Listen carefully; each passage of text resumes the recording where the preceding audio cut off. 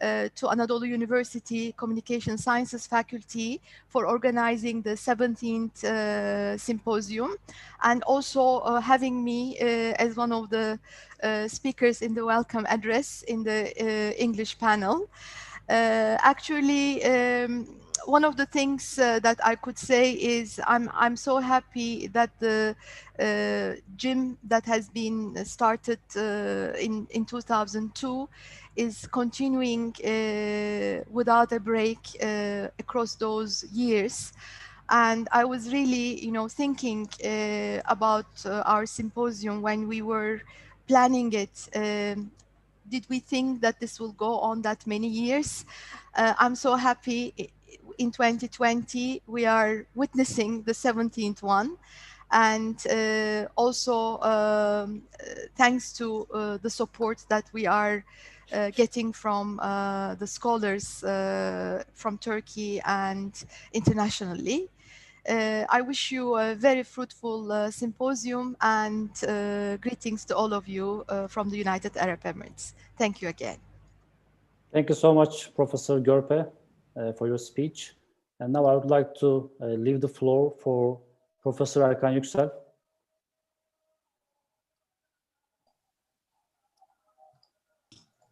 Thank you very much for coming our symposium. First of all, I would like to welcome you to 17th International Symposium, Communication in the Millennium. We are proud to be able to hold the longest running meeting in the field of communication in Turkey, once again, with a large participation in Turkish and in English. Thanks to your important participation, thanks to important efforts of my colleagues and my valuable support of our faculty and our university. With your permission, I would like to briefly present some important points about our symposium. We laid the foundation in 2002 to establish a communication bridge between Turkish and American communication scholars. We first organized the symposium in 2003, and until last year, 1 year in United States and 1 year in Turkey, we organized the symposium. However, due to the unexpected developments in the recent years, we needed to change some rules of the symposium. For example, the language of the symposium, which was only in English for 15 years. Now the language is in Turkish and in English. And also this year we have a Zoom option. And I would like to share some points with my PowerPoint presentation right now. I want to share my screen. Okay. If you can see it.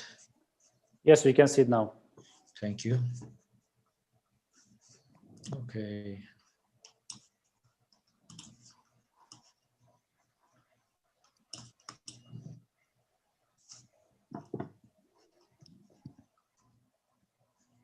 Okay. This is the list of the symposium history, I can say. We were in United States and in Turkey in recent years, and we conducted a content analysis last year, and we saw that there are about 1,000 papers presented in the symposium.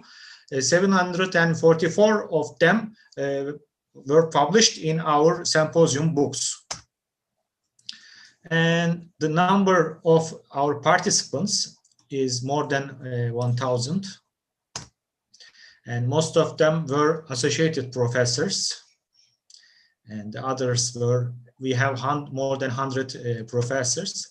And there were delegates or members or colleagues from 41 different countries until now. And most of our studies were about liberal or mainstream theories. And most of our papers were about press and journalism. Also, the methodology of the presented papers mostly was content analysis. And now this year, in 2012, we have 170 participants, and we have 136 papers. We have members from 10 different countries and members from 74 universities. These are the names of the countries that there will be participants from these countries. And there will be 111 Turkish papers, and 25 of them will be in English in different sessions. Now this year we have COVID pandemic sessions, especially 5 sessions in Turkish and 1 session in English. There will be 30 papers about this issue. And I would like to thank all of you. Finally, I want to thank my colleagues who are in the organization committee for this year's symposium, starting from Associated Professor Alaaddin Paksoy, Associated Professor Can Cemal Cingi, Dr. Simge Süllü Durul, Assistant Professor Çağdaş Ceyhan, Assistant Professor Tezcan Özcan Kutlu, Research Assistant Fırat Adıyaman, Kenan Ateşgöz, Mehmet Anıl Ünal, Canver Çelik, Hülya Tekbıyık, Duygu Keçeli, Hatice Kahraman, Adıyaman. I need to thank to our professor also Maxwell McCombs and Professor Dr. Serra Görpe for their cooperations and collaborations. I wish everyone success in their presentations and congratulate all of you. Thank you very much. Thank you very much, Professor Yüksel. Great timing. We have now almost 5 minutes before we start our session. So before starting the session, I would like to show a video which is summarizing the previous conferences. Let me share it with you. Professor Yüksel, could you switch off your screen? Thank you.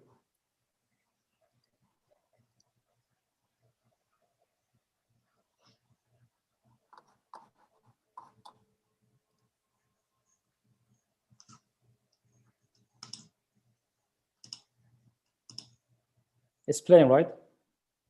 Yes. Okay. But there's no sound.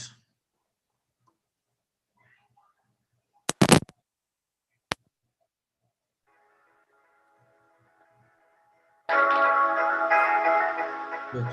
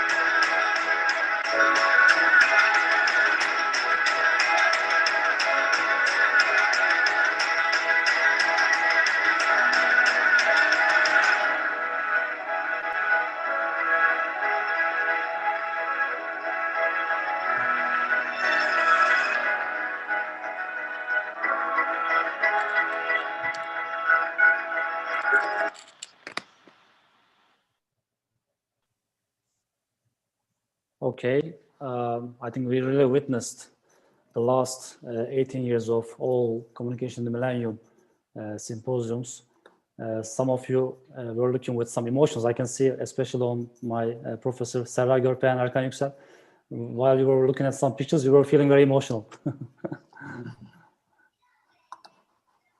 Okay, I think we are doing really great timing now. It's 1 o'clock, so we may start our session, the first session in English, session 2.1.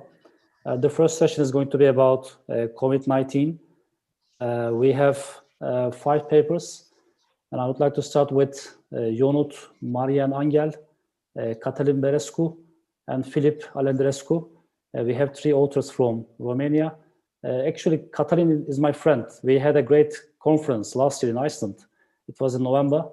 It was before the pandemic, so we really enjoyed the time in Iceland. I think, but now Ionut is going to present the paper, I guess. So I'm going to switch on Ionut's microphone. Okay, thank you. You can hear me, right? Yes, we can. Okay. Let me share my screen.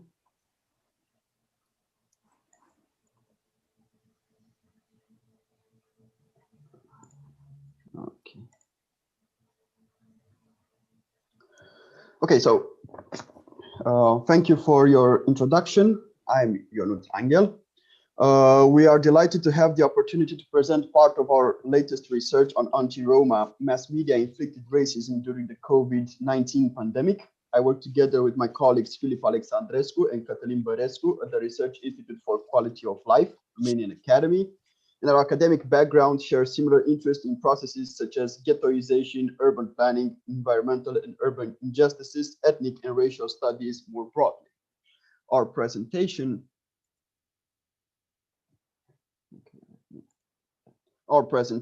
builds on the observation that the nationwide quarantine took different forms for various social actors, which revealed the place of a particular subordinated group. We focused on one particular form of quarantine, which was applied to Roma groups, namely the negative quarantine.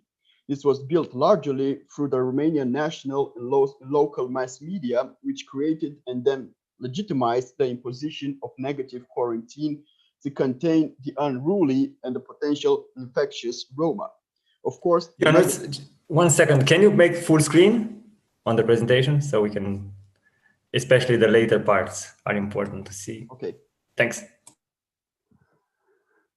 Okay. Of course, the negative quarantine was constructed based on pre-existing anti-Roma racism, as we will briefly explain in this presentation. So, why was the Roma settlement seen as hotbeds of SARS-CoV-2 spreading even from the first cases of infection in Romania? Romania has a considerably large share of Roma dispersed all over its territory. The last census registered more than 1,600,000 Roma, or 3% of the population. However, some researchers estimated on the number of Roma based on hetero and self-identification of reaching 1.2 million, which is slightly 6% of the total population. Unlike other Central and Eastern European countries with a high share of Roma, Romanian Roma are not concentrated in only some parts of the country and seldom live segregated in large neighborhoods, but rather are dispersed in all historical provinces and live rather in small segregated settlements. So the pre-existing structural conditions that plagued many of the Roma segregated settlements made rather difficult to follow the recommendations of the health experts. The time for this presentation is short and we cannot share more details on the subject, but the table shows that many Roma were ill-equipped to cope with the medical and economic consequences of the coronavirus outbreak. More than 2/3 of them are at risk of poverty, almost 3 times higher than the national average. Some are engaged in economic practices that require physical and social interactions or work in the informal market, which means that they cannot receive any compensation for the loss of income suffered as a result of the restriction imposed by the state of emergency due to the current pandemic. Roma ghettos are heavily dependent on external resources from informal work, recycling activities, and working abroad. Not to say that 75% of the Roma live in overcrowded households, which makes physical distancing rather impossible.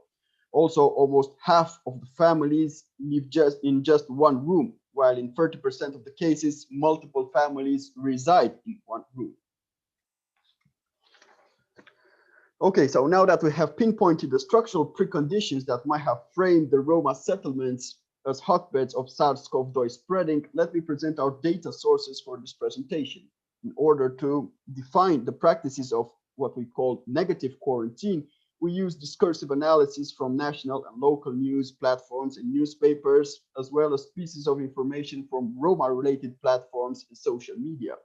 We also scrutinize the mainstream newspapers and news platforms for information on the most visible cases of quarantine Roma ghettos in order to interrogate the discursive mechanisms and practices for which negative quarantine was imposed and normalized. The period of references is that of the state of emergency, which was imposed in Romania for 2 months between 15 March and 15 May. In this time span, several military ordinances were given by the Ministry of the Interior to regulate free movement and accesses to goods and services for the population. Romania was among 7 Council of Europe member states that have notified the Council of Europe of their decision to partially suspend human rights provisions, which enable signatory countries to derogate from the Council of Europe Convention in times of a public emergency threatening the life of the nation. This has legitimized the over-policing and even physical attacks from the police forces in many Roma settlements. So, what we have called the negative quarantine consists of the flows of discourses, images, policies, and spatial containment practices that go beyond medical intervention and are used rather as a dispositif to discipline a quarantine ethnic population. The goal of the negative quarantine is not assuring the protection of life through medical interventions, but rather as a disciplinary mechanism to govern the uncivilized and undisciplined Roma. We were interested to see how the mass media representations contributed to legitimizing the disciplinary measures and the framing of the Roma as possible hotbeds of SARS-CoV-2 spreading. So national and local media radicalized racial stereotypes in which excessive mobility, criminalization, and epidemiological threat links were renewed. A national TV station put it in a talk show: the worst part of the coronavirus pandemic in Romania is the return of the clans that terrorized Europe. They mentioned the return of some 16,000 Roma without providing any source of information. The same journalist continued, "We know very well that this area of crime is very important to understand from the perspective of entering the country." So the focus of much news reporting was the breaking of quarantine rules by the returning Roma. The case of point is a small town in the southeastern part of the country where, according to police sources, 1,800 Roma who returned from the UK, Germany, and Spain were guarded by police to remain indoors. To contain these potential rule offenders, the local and national police was mobilized to over-police the potential sources of Roma hotbeds. The description of the ungovernable Roma is associated with racializing observations, such as the alleged reason for their return from abroad. The Roma have apparently lost their employment there, a derisive term associated with petty or organized crimes, and have now come back to Romania to break quarantine rules and infect the majority population. This is nothing new in the history of the pandemics, as some authors argue that racist scapegoating of outsiders in time of epidemic is a strategy with an ancient pedigree. In some cases, the Roma were cordoned off from the community. This happened in a Roma ghetto in a southwestern city, where the local media news informed the reader that the Roma from 2 districts from a southwestern town were kept in quarantine at gunpoint. Police crews guarded the exit from the neighborhood, and unfortunately, outside the quarantine areas, the rest of the population was very relaxed, the streets teeming with pedestrians and shoppers. In a Facebook post posted by the Romanian police, this one, an armada of police vehicles with wailing sirens was shown entering a quarantine town in early April to contain a COVID outbreak in the Roma quarter.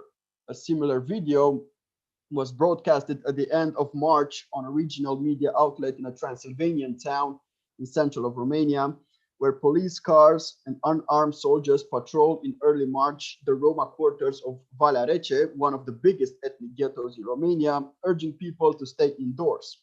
The national television showed at night a video of a helicopter surveillance of Rahova, a quarter of Bucharest, following a violent conflict with Roma clans. So mainstream media was less prone to racist attack. Nevertheless, the selection of outbreak cases was far from being colorblind, because even when Roma were not mentioned, the images were telling a racialized story. The combination of blatant racism and ignoring of structural problems led to the invisibilization of the social and economic conditions, which took the form of concealment of reality under a plethora of exotic cases. The image of the Roma was stripped of its social context, and the exotic deviant was brought to the fore. This was the case of the so-called Roma parties, which depicted them as unruly, violent, rough, and abusive scandal managers. The Roma were thus framed as non-law-abiding individuals and seen as vectors of the community transmission of the virus. The helicopter. You only have 2 minutes left. Yeah, I'm almost ready. Done. The helicopters seen above neighborhoods with a high share of Roma to survey other illegal parties mark also the apex of the local policies, and were not just a surveillance action, but also a media stunt from which the invisible enemy was meant to become visible. So, since the outbreak of the pandemic, the Roma living in segregated ghettos and slums area have experienced what we have termed negative quarantine. It had both a structural and a discursive dimension, and can therefore be used as an exploratory tool for upcoming epidemiological crises. Special measures of containment were enforced in several places, arguing that it is the Roma who do not respect hygiene standards and physical distance, obliterating thus the lack of access to basic utilities and the overcrowded and substandard housing conditions, which make isolation and proper hygiene nearly impossible. As reflected in the perception of the Roma during the pandemic, as can be seen in this graph, this might serve as an argument for enforcing a disciplinary policy that goes beyond the aim of medical intervention. So that was it. Thank you for your attention. And that was our presentation. Thank you very much, Yonut, for your interesting presentation. Yeah, it shows how COVID-19 affected different ethnicities, different economic backgrounds, and social statuses. So this is something we're going to maybe talk about a bit more at the end of the session when we are asking our questions.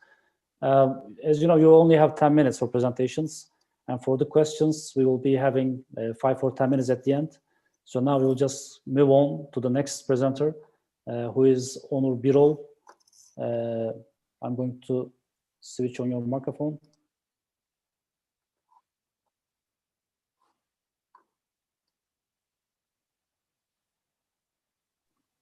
Yes, Mr. Birol. Hi. Can you hear me now? Yes, we can. Okay, now I'm gonna share my screen. The title of your paper is The Future of Film and Animation, Impact of the COVID-19 Pandemic on Cinema. Exactly. Yeah, we can see it now. All right, one moment.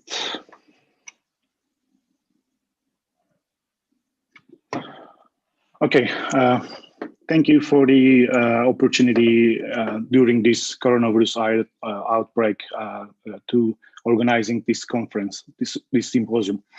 Today, I'm gonna tell about the impact of the COVID-19 pandemic on cinema. As you might know, COVID-19 has upended the global film industry, halting some film production and closing cinemas. Even before the pandemic, however, some streaming video on demand was having a huge impact on the industry. But now the pandemic is accelerating the ongoing transformation in the movie production, distribution, and the consumption.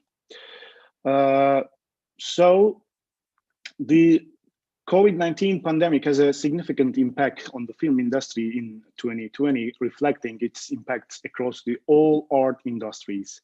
Across the world and to varying degrees, cinemas and movie theaters have been closed, festivals have been canceled or postponed, and film releases have been moved to future dates or delayed indefinitely. Due to the closure of cinemas or theaters, the global box office has dropped by billions of dollars, and streaming media has become more popular, while the inventory of film exhibitors has also dropped dramatically. Many blockbusters originally scheduled to be released between March and November have been postponed or canceled around the world, while some cinemas are often closed and online movie streaming is thriving with a large percentage of the population confined to their homes. When we look at the global box office numbers, countries that are pandemic hotspots have closed or restricted cinemas and movie theaters, negatively affecting the film revenues. So the gross numbers of global box office has decreased dramatically. As you can see in the table, the global box office numbers has decreased 90% compared to last year. So even the 5 year in a row, almost 32 or 33 billion dollars, but in 2020 it's 2.5 billion dollars. And also film releases was also decreased 65% even compared to last year. And when you look at the top 10 box offices on 2019 and 2020, even the 2019, the first rank box office gross number in the worldwide, the Avengers Endgame, is almost totally the gross number of the 2020. So it's significant and affected very importantly. And not only the film releases or the cinemas or box office numbers are decreasing, some awards, many awards and festivals, which are including the Academy and Golden Globe Awards or British Academy Film Awards, was also cancelled, delayed, or postponed. And very important festivals, including the Cannes and Istanbul International Festival or Toronto International Festivals, were also cancelled and postponed. And film releases also cancelled, and because due to the simultaneous theatrical and the video on demand releases in the North American theatrical releases, 21 films, and international 14 films. And some films pushed forward, and most of them are, as you can see, delayed. 172 films and 33 films releases was also cancelled. So it's very important. And some films productions was also suspended. As you can see, there are a lot of big budget films. Due to the fast speeding of COVID-19, many productions postponed due to obey social distancing restrictions. And so the cast and camera crew was also an important matter on a high quality production. As you know, that there are two steps: pre-production, production, and post-production. Pre-production and post-production might be online, but production must be on site. However, some robotic cameras and with pan, tilt, zooms options has developed and used in productions in recent years. But most of the Hollywood productions, which are shooting in the studio instead of shooting outside, contains high risk due to the use of air conditioners to spread the viruses. So film productions in the key outbreak zones have changed their schedules, or they changed their location, filming location, or have shut down completely. As you can see, 26 big budget film production was also delayed due to the COVID-19 production. And not only the production was also decreased, there are a problem about the exhibitors. Some of the largest theaters in the United States, like the AMC theaters, has lost $900 million lost just in the third quarter of 2020. And Regal movie chain closed all US theaters on 536 locations. And there are a lot of employees working on these locations. And National Cinemedia has also decreased their total budget 94%. And Cineworld also announced the reclosure, which has have more than 45,000 workers around the world. And Cinemark also was another huge and large theater, which has 345 theaters across the United States. And now only 5 locations are currently open. So the exhibitors, companies that own financing, showing, and film and cinema theaters continue falling when even the global stock market rebounded. And during the decreasing the film production, film releases, and the cinemas closing, streaming media service, because of the popularity of streaming media service, increased, especially if more people are isolated at home. But not only the media streaming and video on demand platforms became important, but the new productions were also decreased in pandemic. So new releases were also delayed. The box office numbers are also decreased quickly. When we look at the gross numbers of subscription in the video on demand subscribers in the worldwide, and we compare the last year, there's 10% of increasing when we compare it to last year. And the number of the popular worldwide video on demand service, Netflix, paid subscribers worldwide has also increased in third quarter in the 2020 by 23% when we compare to the third quarter in 2019. But what about the employment situation during the COVID-19 pandemic? Unemployment rate in the US motion picture and sound recording industries has increased by 15% by April and May 2020. But as you can see, after opening the cinemas and theaters, unemployment rate in the US motion picture and sound recording industries has decreased to 8%, but still higher rate than before the COVID-19. What about the animation? Because as you can, as I mentioned, the film production is important when on site, but the animation is usually, unlike their live action counterparts, animators can work in isolation also. It is common for animators and special effects staff to work in groups and remotely around the world. So this allows them to avoid the coronavirus concerns affecting the live shoots, such as how to maintain physical distancing. Such an advance makes animation work an alternative for schedulers and audience or broadcasters. This scramble for fresh content. But the biggest question is, what can you get away without physical filming? There will definitely be increase in digital work, but none of it can be done as a very similar push of a button. So to digitally build a location, you still need to capture the real thing in some way. If you're making a crowd of digital characters, so you will still need references such as costumes or the film's real characters, all of that.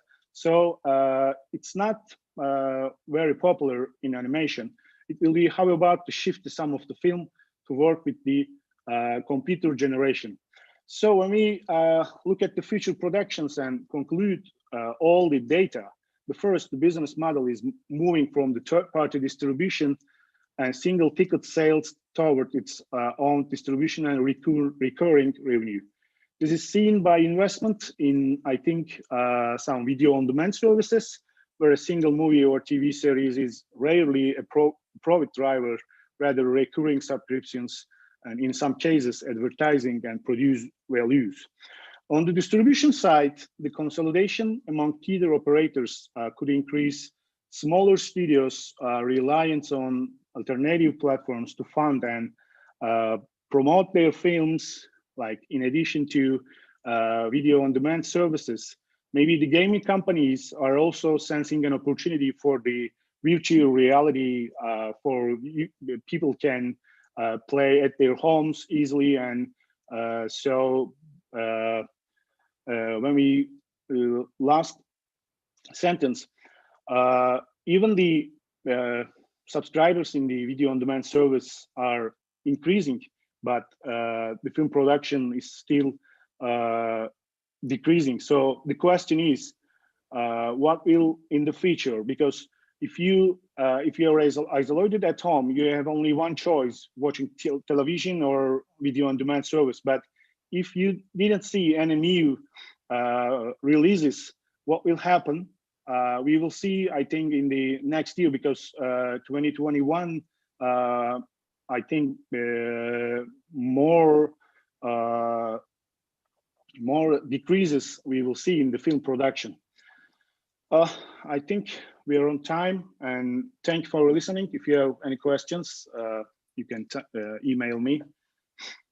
Yeah, Dr. Rol, thank you very much. It was good timing. In the morning when we were watching the Turkish session, there was a presentation about how the press, the newspapers, were affected by COVID-19. And in your presentation, we were able to see how it affected the cinema industry. Thank you very much.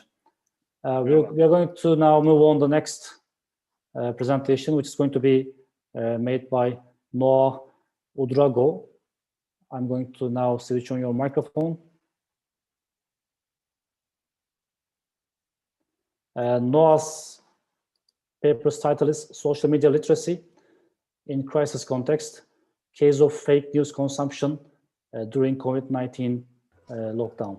Yeah, so I'm going now to share my screen. Yeah, sure. Yes. We can see it now. You can see it, okay. Yeah, now it's okay. So thank you very much, and yeah, for this opportunity that you are giving for researchers to present their papers. Thank you. This is a very good opportunity for us. As you know, I'm Nufu Udrago, research assistant at Ibn Khaldun University in Istanbul. So my research is about social media and fake news consumption during the COVID-19 lockdown. So I'm going very fast because we have a constraint of time. So first of all, I want to talk about the definition, a brief definition of social media, because when we say social media, it's much more broad and confused for most of the time. But scientifically, when we say social media, it's from a Latin language, socius, which means friend or friendship, and medium is a tool, as we know. So friendship medium. So it means what? Basically, it means that it refers to what the interaction that people do, create or share or exchange information and ideas also on virtual communities and networks. This is a definition from Rabin Mansell in 2015, actually. So we can see here that people here are sharing information or maybe ideas, opinions with friends online. So this is the basic meaning of social media. But when we go to the last report of a digital platform, so that we call We Are Social, actually. So it was published in January 2020. So it said that 3.8 billion of people are very active social media users in the world.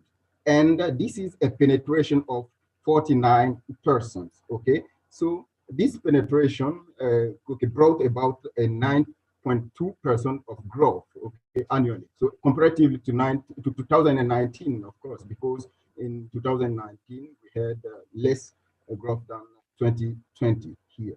So here, among these 3.8 billion of social media users, 99% of them are using social media, for example, and digital networks most globally through the mobile phone. And so it's 3.75 billion of people. So they are using much more mobile phones than laptops and other devices. So let's go now to my research. My investigative research used the mixed method. The mixed method combined quantitative and qualitative approaches.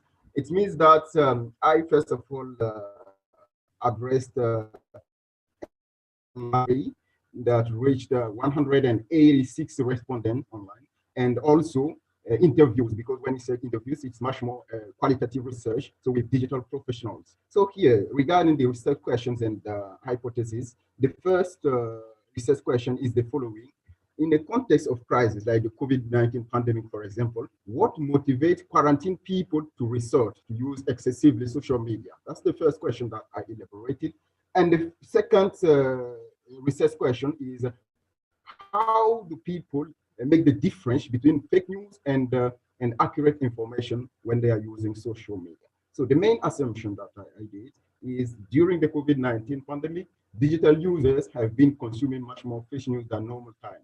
So let's go very quickly here to show you the characteristics of my research online survey. You can see here that I interviewed academics, project coordinator, research assistants. Okay, the total is 186, and for remote interviews, it was with digital professionals, journalists, computer scientists, and social media coordinators, 4 in total. So you have also genders and different social professional activities also, and the type of investigation. So let's skip it and go now to the results. So now when we get interested in the results, first of all, I focused on the source of information. Where do they get information first about the coronavirus pandemic specifically? So here it shows that 31% of people, okay, get information about coronavirus through traditional media, TV, radio, and newspapers. So this is the traditional media. So it means mathematically that 69% of them, okay, get access to social media. So you can see here that 90% get information through WhatsApp group discussions, etc., and 12% through Instagram, 6% YouTube, and 18% also for Facebook, 9% for Twitter, and etc., 5% for these Telegram and Reddit, TikTok, etc. So here again, it's important to talk about the daily time spent on social media, because people were spending much more time on social media than usual. Because when we go back to the previous research, conducted in 2020, the last social media report that I was talking about, we can see it said that people spend an average of 2 hours and 15 minutes, last year in 2019. So, but after the beginning of this coronavirus pandemic, this number has significantly increased. So we can see here that 42% of people spend more than 5 hours online. This is the majority, and 21% of them are always online during the confinement specifically, and 9% of them spend around 1 hour, and between 2 hours and 5 hours, we have 28% of social media users. So this is a significant increase in terms of social media use during the confinement. Yeah. So what is the motivation? So the most important thing also in using excessively social media is the motivation. So what motivates people for using this? We have 2 major trends, 2 major motivations. So here, first of all, they use social media in order to get information about this pandemic, maybe these precautions to follow. The doctors are giving precautions how to avoid coronavirus, the symptoms, etc., etc. So this is also a motivation for them to get information about it. And also, they want to keep in touch with the families, friends, celebrities, and colleagues, etc., because they didn't get an opportunity to hang out with them physically. So the last resort for them is to use social media to hang out with their friends. So this also will bring about the fake news aspect, of course. So my research goes beyond this fake news research, and also their motivation also to get interest in also what I call the stressful period. Because during the quarantine, it was a very stressful period in which quarantine people adopt irrational and spontaneous reaction in sharing fake news without paying attention about the accuracy of the information that they are consuming online. So this fake news also is a 3-dimensional. When I say 3-dimensional, we have 3 different components here. The first thing is what social media networks, motivation, and tools and services. So the motivation can be, for example, personal or financial or political, in sharing fake news. We have 3 different elements that we should take into account: personal, financial, or maybe political motivation in sharing fake news online. And we have also, social network, we talk about Facebook, Twitter, Instagram, etc. Tools and services, we have, for example, you know, okay, these are platforms like cell phones and computers, iPad, etc., and internet connection also that we need in order to share fake news. Of course, we talk about fake news. So here, being confined and using excessively social media networks to document counterfeit information online. Plato said in the 5th century before Christ that people cannot think critically when they are under stress or pressure. So this is a maxim from Plato. This is very important, and we can use it during the confinement because it was a stressful period, as I said. So this consequently will lead us to say that social media helped reducing the stress and loneliness of confined people. So they use it, okay, to reduce the stress and the loneliness. This also, okay, will entail what Dr. Brennan and other researchers said, that this advent of COVID-19 brought about what? The infodemic in the social media landscape. So I want to conclude here, ladies and gentlemen, by saying that the social media, I mean, the COVID-19 pandemic brought about what I call the vicious circle. What you see here is a vicious circle in which people are consuming very, very excessively social media platforms and using them. They don't pay, using very excessively these social media platforms, they don't pay attention to the fake news issues and counterfeit information that they are consuming because they are under stress. So as a suggestion, I want to say that the most important thing to do here is, because maybe we are waiting for a second wave, now, we never know, but the most important thing that we should do now here as a suggestion is to activate the critical thinking machine. What I call here a critical thinking machine is the ability of people to make a difference between fake news and fact, accurate information and fake news. So thank you very much for watching. I think that I went very fast. So if you have any question, you can ask them. No, thank you very much. It was very good timing in your presentation. Thanks for it. We will be asking questions at the end of the session. Now we are going to move on to our fourth presenter today. Dr. Bahar Urhan is the next one. I'm going to switch on her microphone. The title of her work is Nonverbal Communication Gap in the COVID-19 Era, Preventing Touch Deprivation Related Mental Disorders via Technology. Hi, hello everyone. Can you hear me? Yes, we can. Okay, thank you very much. First of all, I would like to thank you and all Anadolu University members, communication faculty members for the symposium and your efforts. Let me share my screen. Sure. Okay. Okay.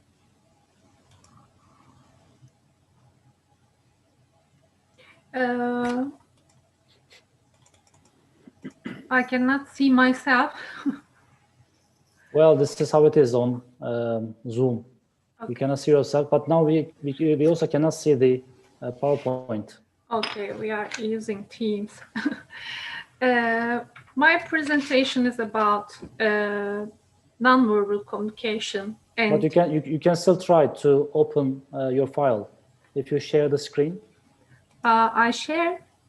Now we can't see it. We can see your webcam now. Really? We cannot see your screen. Okay. Yeah. Okay. I am sorry. It's fine.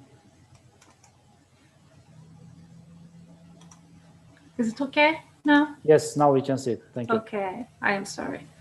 The main concern of the study is to present the value of tactile communication in human life and point out the forthcoming health issues related with touch deprivation in COVID-19 era. So in this paper, I will present you the importance of and the relationship between tactile communication and our mental health or physical health. Yes, There is no table in my presentation because it's a review. So along with the behavioral responses that may be caused by the social distance rules applied by the governments or ourselves with COVID-19, it has been predicted in a series of secondary consequences such as unemployment and delayed healthcare, fear and anxiety, and even suicide cases. In the quarantine, people can more suffer from some disorders as an outcome of deprivation of tactile communication, or so-called skin hunger, or touch starvation. As a consequence, it is very crucial to fill the nonverbal communication gap that will emerge in the future with the vehicle that seems as the only widespread and accessible one, of course, technology. And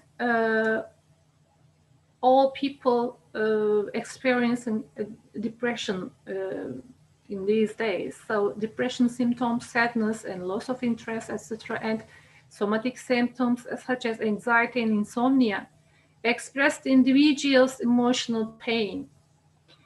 Depression can also have serious consequences such as suicide. The current pandemic is an intense source of stress for the entire world population. So here we come to tactile communication and well-being relationship. Our tactile sense is not only a passive information receiver, but also a tool that actively selects and corrects our senses according to our current goals and perceptions. Our fingers, hands, and bodies create internal, not external, actions to access the information we need from the world. Therefore, tactile sensation, perception, and action co-create an implicit cycle of active perception.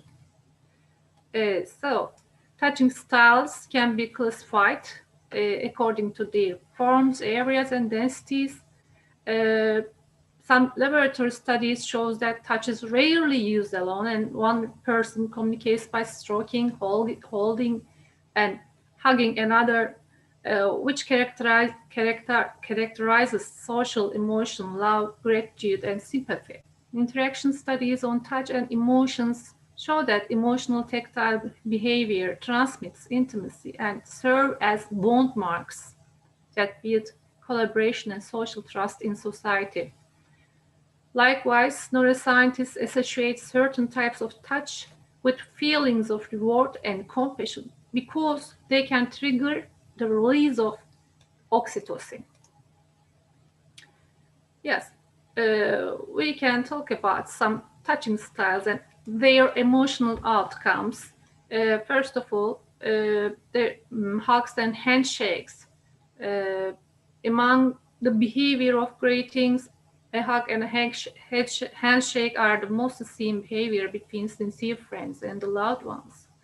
Can also be shown in welcome or separation situations, or as an empathy or comfort gesture.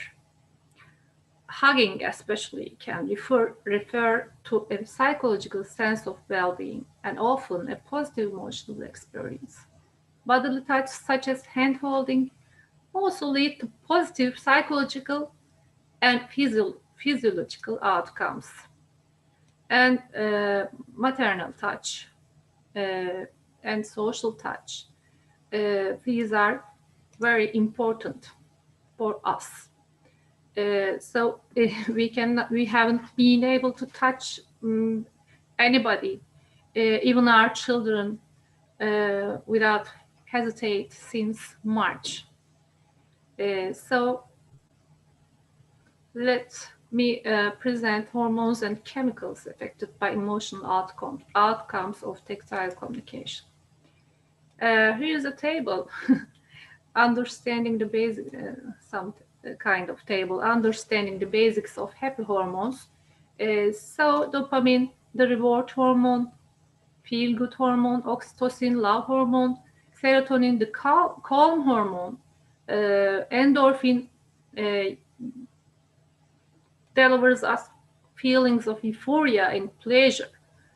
behaviors and attitudes such as hugs and warm touches among those who have romantic relationships are associated with higher oxytocin levels.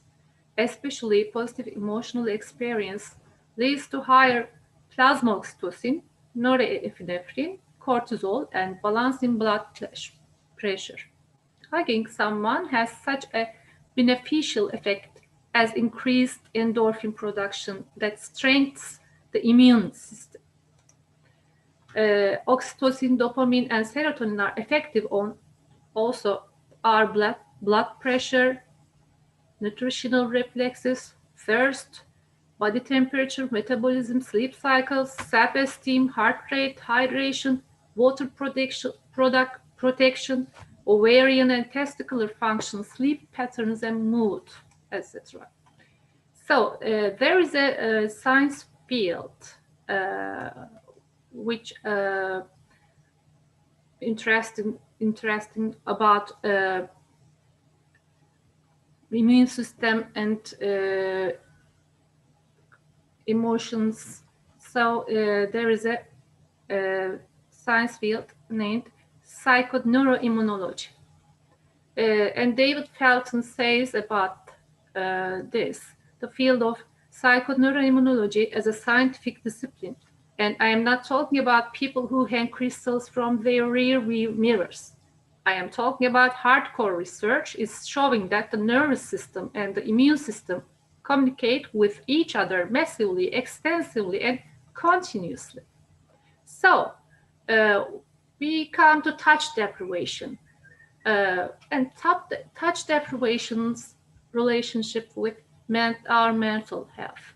Extreme touch deprivation has revealed to have reverse effects on cognitive development. From a different point of view in the literature that highlight the relationship between touch and social, emotional, physical development of human. Massage has been noted to lower cortisol levels and save natural killer cells in our body. So the immune system may be likely endangered by touch deprivation. So here we come to some suggestions, some technological devices. For example, a student named Bancos has designed a cushion. She presents an ergonomic cushion to hug, to sleep on.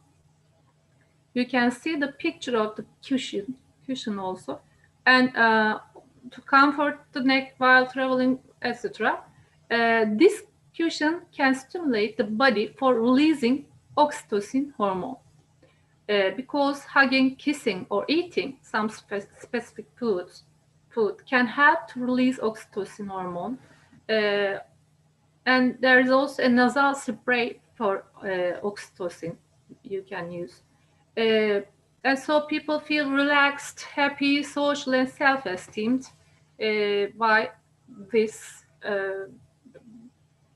vehicle. And another design named the Hug Robot. It's inspiration coming from this picture, a mother hugging her child.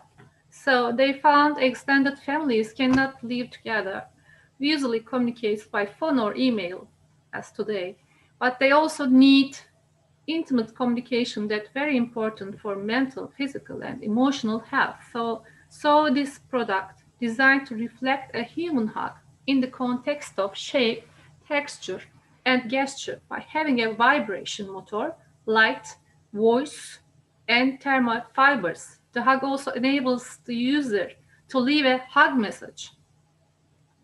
Considering the time has passed over the design of the hug, it may be modified according to today's technology. It was designed in 2003. So in another study, to measure the reflection of reciprocated hugs in the context of Midas touch, researchers designed a huge robot, teddy bear, that hugs people and asks for a donation. we call Midas touch to encourage. This touch style is encouraging people to give more money to other people, as for example, waitress. In this experiment, the participants who have hugged from the teddy bear donated more money than those who did not. So this experiment showed that people influenced by a robot touch. These researchers, the same researchers, conducted another experimental study through a similar robot, and it resulted that the people who were hugged by the teddy bear interacted with it much longer. They also showed more self-disclosures. These results show that people can feel comfortable and intimately communicate while they are hugging a non-human product of technology. And in another study... Dr. Urhan, you have only 1 minute left. Okay, thank you very much. So this is Ring U, and we will meet 5G soon. Its other name is Tactile Internet. So we are going to experience very unimaginable things thanks to 5G. And Abdul Muttalib El Sadik from University of Ottawa says about this. Would it not be exciting to be able to restore the smell, touch, and hug of remembered ones whenever we desire their affection? Or this is very important. These ideas have triggered a new direction in research concerned with recording, storing, retrieving, and playing back multimodal stimuli to bring our memories with far or lost loved ones. This is what we call lucid memories. And this scene is from a disaster from our country a few days ago. So touching is very, very touching style.